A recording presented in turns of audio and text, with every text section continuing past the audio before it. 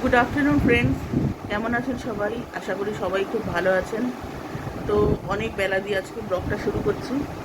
সকাল দিয়ে একটুখানি কাজের তাড়না ছিল, ওই জন্য করতে পারিনি। এখন বাজে 3টে। তো এখনও কারোর খেতে আসার পাত্তা নেই, যে যার মতো কাজ করে আছে। মেয়ে মেয়ের মতো পড়ছে, ছেলে ছেলের মতো পড়ছে। আমার রান্না বান্না কমপ্লিট হয়ে গেছে। কী কী রান্না করেছি আপনাদেরকে দেখাবো। আর আজকে তো এত বৃষ্টি বাদল এত হচ্ছে, তথাপি গরম কমে না। এত ভ্যাপসানি গরম, এত ভ্যাপসানি গরম, কি বলবো, আর টেকা যাচ্ছে না। তো সঙ্গে থাকুন। আজকে রান্না করেছি, এটা হচ্ছে আলু পোস্ত, এটা হচ্ছে পটল পোস্ত। বলছি দুরকম পোস্ত কেন করেছি। আর এটা হচ্ছে চিকেনের ঝোল। এই যে দুজনে এতক্ষণ ধরে উৎপাত, বাবা আর মেয়ে সারাক্ষণ উৎপাত, সারাক্ষণ উৎপাত। এই যে দুজনে বই দেখো, সারাক্ষণ দুজনে ধস্তা ধস্তি, চিল্লা মিল্লি, মারপিট, এই বাপ মেয়ে সারা দিন চলে। ঘরে থাকলেই হয়েছে। ওর বাবা কিছু বললো ও রেগে গেল, ও কিছু বললো ওর বাবা রেগে গেল। বাবা বেশি খ্যাপে না, মেয়েই খ্যাপে। সারাক্ষণ পিছনে লাগবে, উল্টো পাল্টা নাম ধরে রাখবে, এই জন্য রেগে যায়। তো যাই হোক, ভাত বসিয়েছি, 10টা বাজে, এখন ভাত বসিয়েছি। বোতল ভরলাম, রাজ্যের বোতল ছিল, সেই বোতলগুলো ভরলাম। আর আর রাত্রিবেলা তো কিছু রান্না নেই, খাবার দাবার সবই আছে, শুধু একটা অমলেট করবো। কী হয়েছে? হ্যাঁ, তো এই টিভিটা ছেড়েছি, এখন ওই ঝুম পড়ে উঠলো। খাবে দাবে, তারপর আবার একটু বই নিয়ে বসবে, কালকে আবার ওর পরীক্ষা রয়েছে। একটু ভাবিজিটা দেখার জন্য ঘুরিয়ে যে ভাবিজি ঘাট পে, হ্যাঁ ওটা দেখি, খুব ভালো লাগে দেখি। তো ভাতটা নামিয়ে আসি। গুড মর্নিং বন্ধুরা। এখন অনেকটা বেলা হয়ে গেছে, কাজ করতে করতে সময় পাইনি, এই জন্য ক্যামেরা অন করতে পারিনি। সকালবেলা ঝুম বেরিয়ে গেছে, ওর তো পরীক্ষা, ও বেরিয়ে গেছে সকালবেলা। আর আমার রান্না বান্নাও কমপ্লিট প্রায়। রান্না বান্নার অত ঝামেলা নেই। ডালটা করেছি, উচ্ছে আলু সেদ্ধ দিয়ে রেখেছি, ভাত এখনও বসাইনি, চালটাকে ভিজিয়ে রেখেছি। আর ঢেঁড়স ভেজেছি। আর ছেলের কালকের অল্প একটু মাংস আছে, ওর হয়ে যাবে। আর মেয়ের জন্য একটা ডিম সেদ্ধ দিয়ে দিয়েছি। আর খাওয়ার পাতে ওর বাবাকে ওই কুমড়ি ভেজে দেবো। আর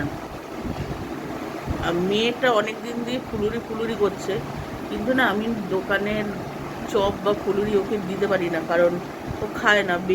বেগুনি ভাজে তো, তো অ্যালার্জি আছে বেগুনে, ওই জন্য ও খায় না।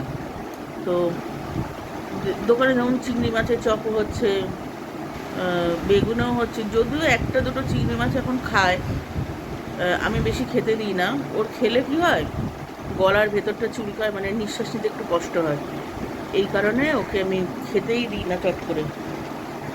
তো ঘরে ট্রাই করব, যদি ভালো হয়।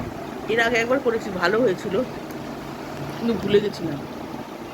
আবার আজকে করব, যদি কিরম হয় আপনাদের সঙ্গে শেয়ার করব, দেখতে বা টেস্টটা কীরকম হয়। তো ওকে ভেজে দেবো, খাওয়া হয়ে যাবে। আর রাত্রিবেলা দেখা যাক কী খায়। তো বাবা তো বলছে সেদ্ধ ভাত খাবো, যা খায় খাবে গিয়ে। তো এখন সকালবেলা উঠে রান্নাঘরে টুকটাক কাজ ছিল, এইসব করলাম, টিফিন রেডি করলাম। মেয়েটাকে কিচ্ছু নিয়ে গেল না, খেয়ে গেল না। বললাম যে খেয়ে যা খেয়ে যা খেয়ে যা করে দিচ্ছি, কিছুতেই না, বলে না, রাস্তায় পেট ব্যথা করবে, পেটে কামড় দেবে, আমার দরকার নেই বাবা, পরীক্ষা। যাকে হলো কি, মানুষের মানুষের নেচার এত ছোট, এত ছোট, কি বলবো। ওর বাবাকে বললাম ঘরে চাউমিন ম্যাগি কিছু নেই, তুমি গিয়ে দৌড়ে দুটো ইপি নিয়ে আসো। তো ওর বাবা তাড়াতাড়ি করে গিয়ে দুটো ইপি নিয়ে এলো। এবার যেই জলের মধ্যে ছেড়েছি, মেয়েকে বললাম, রাজি করালাম, কোনোভাবে একটু ম্যাগিটা অন্তত খেয়ে যা, পেটটা খালি থাকবে না। ও মা, যেই জলে ছেড়েছে না, কেমন একটা স্বাভাবিক না, গন্ধটা কীরকম একটা নাকে আসছে, মানে পচাও না, মানে ঠিক লাগছে না। ম্যাগি তো নতুন করছি না।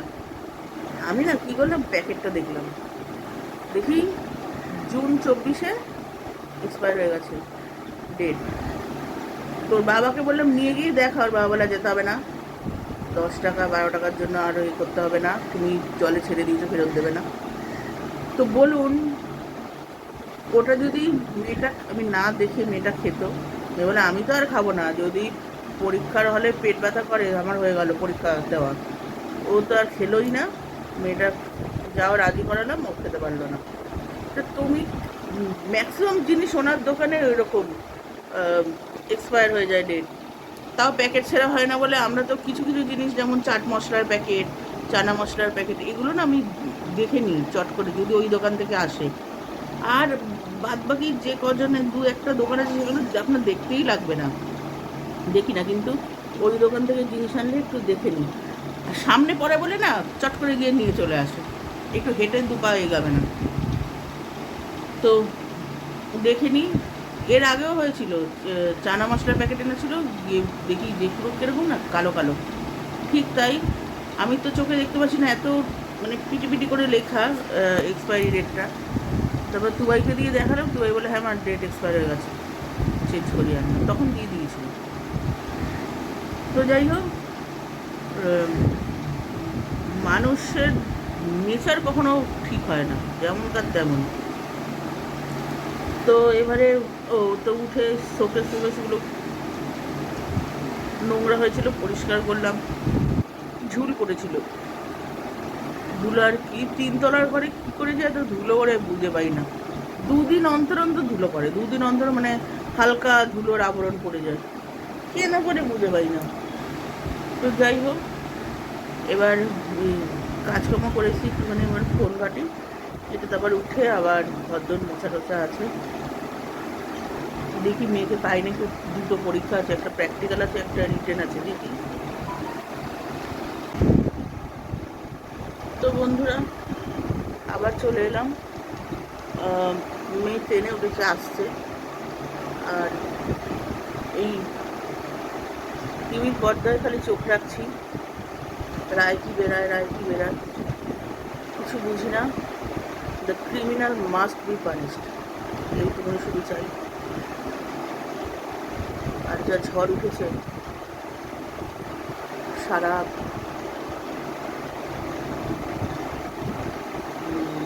ভারত জুড়ে, ভারত কেন, বাইরে বাইরেও হচ্ছে, কী বলবো। তো যাই হোক, বৃষ্টি নামছে জোরে।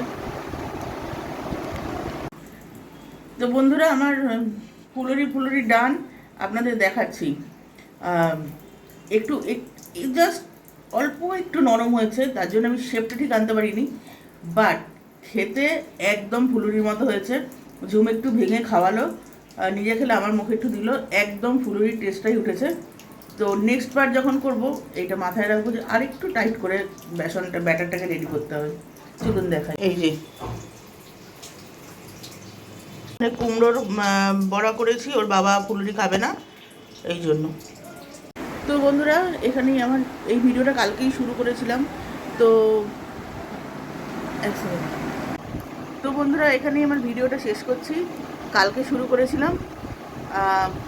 এবার যাবো, একটু স্নান টান করবো, ঠিক আছে? তো ততক্ষণের জন্য stay happy, stay blessed, tata.